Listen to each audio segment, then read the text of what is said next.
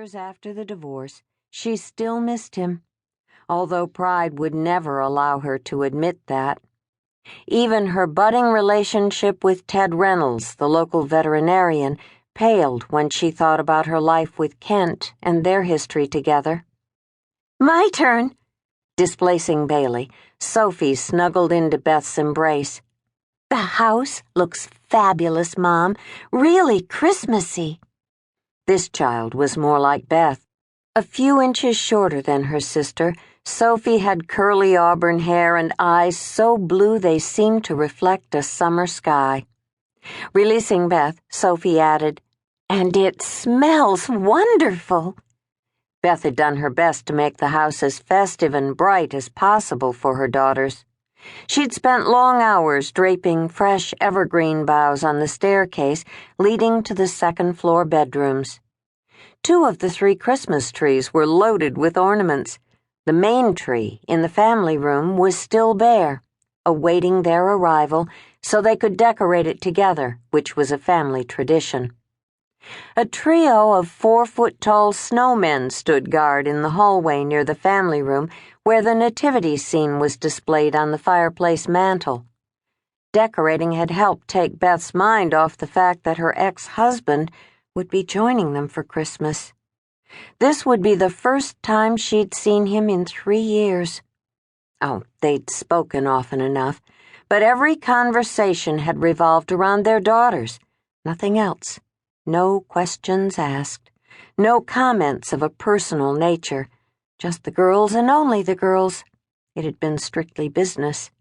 Until now, until Christmas. They both loved the holidays. It was Kent who'd first suggested they have several Christmas trees, always fresh ones, which was one reason Beth had been attracted to the Christmas tree farm when she started her new life. "I've got lunch ready," Beth said, trying to turn her attention away from her ex-husband. He still lived in California, as did the girls.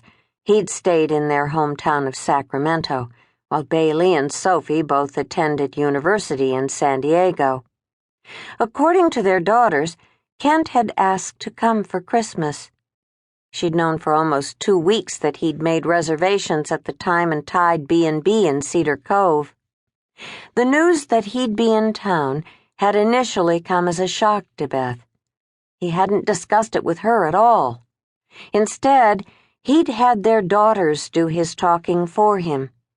That made everything more awkward because it wasn't as if she could refuse, not with Bailey and Sophie so excited about spending Christmas together as a family.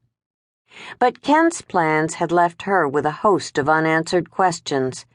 Was this his way of telling Beth he missed her? Was he looking for a reconciliation? Was she? The questions swarmed in her head, but the answers wouldn't be clear until he arrived.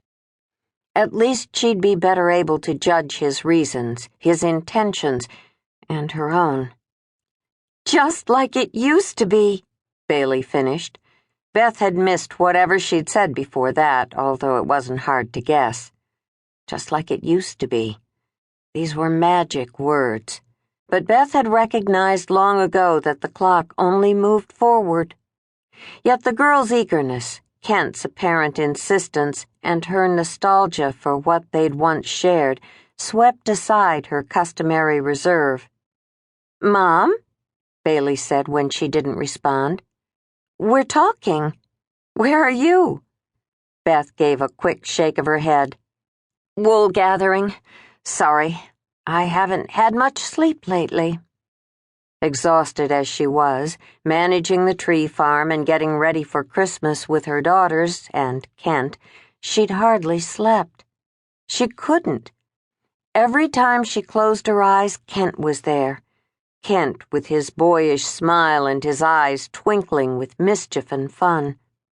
They'd been happy once, and somehow they'd lost that. And so much more. Beth had never been able to put her finger on what exactly had gone wrong. She only knew that it had. In the end, they'd lived separate lives, going their own ways. Their daughters had kept them together. And then they were off at college.